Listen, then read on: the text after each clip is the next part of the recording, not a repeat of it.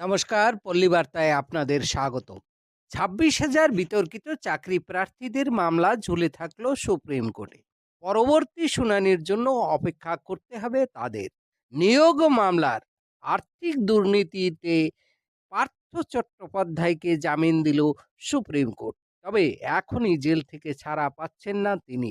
CBI এর মামলায় জামিন না পাওয়া পর্যন্ত জেলেই থাকতে হবে তাকে। এক দেশ এক ভোটের পথে আরও এক ধাপ এগিয়ে গেল নরেন্দ্র মোদী সরকার। লোকসভা ভোটের সাথেই সব রাজ্যের বিধানসভার নির্বাচন একসাথে করার প্রয়োজনীয় ছাড়পত্র দিল মন্ত্রিসভা।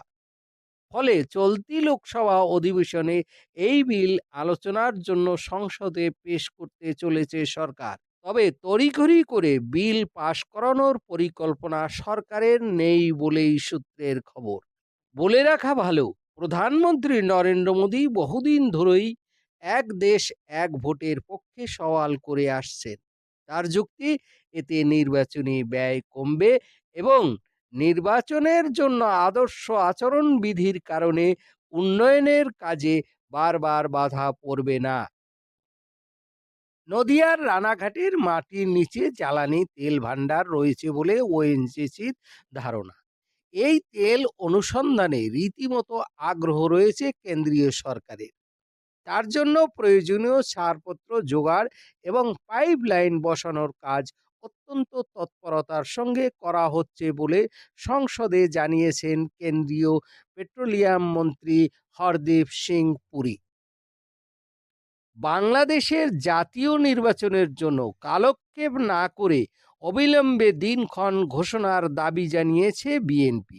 আবার সাধারণ মানুষ অভিযোগ তুলতে শুরু করেছে যে অন্তর্বর্তী সরকার দ্রব্যমূল্য নিয়ন্ত্রণ, আইন শৃঙ্খলা ও মানবাধিকার রক্ষা থেকে সংখ্যালঘু নির্যাতন দমনে ব্যর্থ।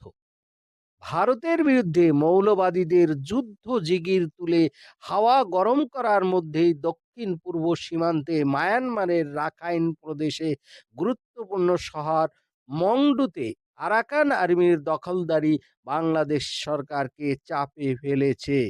রাখাইনের গুরুত্বপূর্ণ শহর ও বাণিজ্য কেন্দ্র মংডু এবং আশপাশের বিস্তীর্ণ এলাকার দখল নিয়েছে আরাকান আর্মি। নাফ নদীর মায়ানমারের জলসীমায় যান চলাচল বন্ধের নির্দেশ দিয়েছে আরাকান আর্মি। ফলে বাংলাদেশের সেন্ট মার্টিন দ্বীপ মূল ভূখণ্ড থেকে বিচ্ছিন্ন হয়ে পড়েছে। রাখাইন প্রদেশের নিয়ন্ত্রণ বিচ্ছিন্নতাবাদী আরাকান আর্মির হাতে চলে যাওয়ায় ইউনিস সরকারের রক্তচাপ বাড়িয়েছে। এদিকে সিরিয়ার যুদ্ধ যেন শেষ হয়েও শেষ হচ্ছে না। সদ্য প্রাক্তন প্রেসিডেন্ট আল আসাদ দেশ ছেড়ে পালাতেই সিরিয়ার উপর লাগাতার আক্রমণ চালাচ্ছে ইসরায়েল।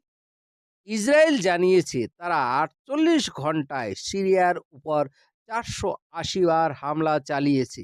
ইসরায়েল বাহিনী একটি বিবৃতি দিয়ে জানিয়েছে তারা সিরিয়ার 70 থেকে 80% সামরিক বহর ধ্বংস করে দিয়েছে।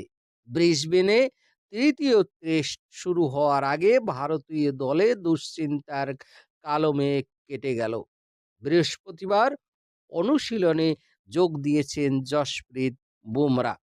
এডিলেডের দ্বিতীয় টেস্টে বুমরার পায়ের পেশিতে চোট লাগে। এরপর তাকে নিয়ে জল্পনা শুরু হয়। আশঙ্কা করা হচ্ছিল বুমরা হয়তো তৃতীয় টেস্টে খেলতে পারবেন না। তিনি অনুশীলনে যোগ দেওয়াতে যাবতীয় জল্পনার অবসান হলো। আজ এ পর্যন্তই। দেখা হবে পরের ভিডিওতে। নমস্কার।